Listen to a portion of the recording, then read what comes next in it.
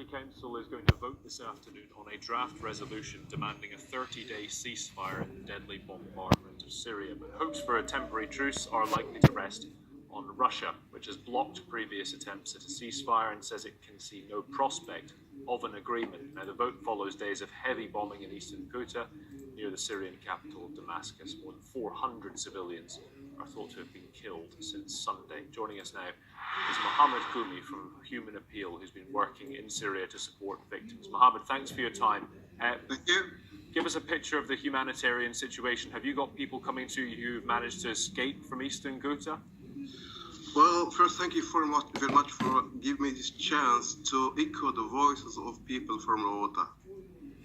Truly speaking, what's happening right now while speaking in Ghouta is a massacre or genocide, whatever you want to call it. This is the worst face and the ugliest face of humanity. We are always receiving voice records from Ghouta. These 3 days, voice records from basements, from people, from children, from women from Ghouta, crying, shouting to their lives, and sending their goodbyes to their beloved. Unfortunately, no one can escape from Ghouta because Ghouta is besieged. It's completely on blockade. Nowhere to go to, nowhere to escape from Ghouta. The government, the Syrian government and its allies, they are besieging that there's a big blockade there, and no one is allowed to get in or out of Ghouta.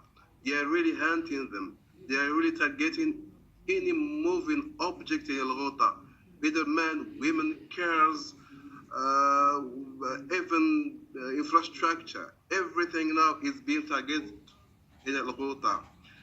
People, what I received just yesterday while I was preparing my response in Ghouta, I got a call I was calling one of my partners. Within the call and during the call, just 1 minute, we heard him crying, shouting because there were bombs falling on them. There was shells raining on them, on the office itself. So can you imagine how these people are living right now? Buildings are burning, infrastructure is destroyed, mosques and schools and hospitals are targeted and destroyed. And as you mentioned, over 400 people are being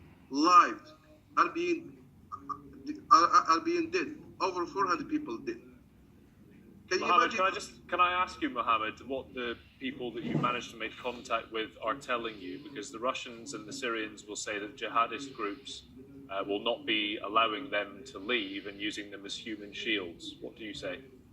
Well, a little bit here, because for us, we are calling for both parties, all parties for the conflict to allow people to get out. We want these people to be out of their deals. They don't have to use these people as weapons or as shields in the war. These people are civilians. They have nothing to do in this war.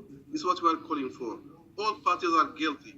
All parties have a certain responsibility in keeping the lives and safety of the civilians in Ghouta, whether the opposition armed groups or the Syrian army or even the allies have the upper hand right now over the Syrian army. We call this influential to echo their voice. We want something on the ground to stop this massacre in Ghouta, because now we ask him. Sorry, so just, do you have faith or hope that this vote this afternoon at the UN Security Council will provide a ceasefire, or do you not have hope? Well, we are always having hope. We are always wishing for the best. We hope that this will be different from the last resolution, the last votings. We hope that Russia and the others will at least allow for a ceasefire or for a humanitarian corridor to allow people to get out. I expect that people will get out by the end of the day, because from our experience, and we still recall Aleppo in 2016, where you call Daria, where you call Ma'adamiya and Homs, where people were evacuated, where people were forced after reconciliation and the deal and the massacre to evacuate to Idlib. This will happen, I think, in Ghouta as well.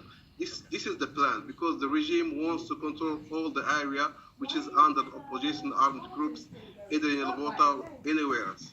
This is his plan, this is the war strategy of the regime. We are expecting that there will be a reconciliation, because Russia is moving towards this, Iran is moving towards this, because what's happening is unethical. It's unethical. It's really a shame on humanity, a shame on everybody to look at what's happening without even taking any action. We don't need words. We are tired of words. We want actions. We want people to move. We want to influence the powers to move, to do something to these people who are dying. If Mohammed, I'm afraid we're out of time, but we will keep an eye on what happens at the UN Security Council and hope for action. Thank you indeed for your time. Thank you very much. Thank you.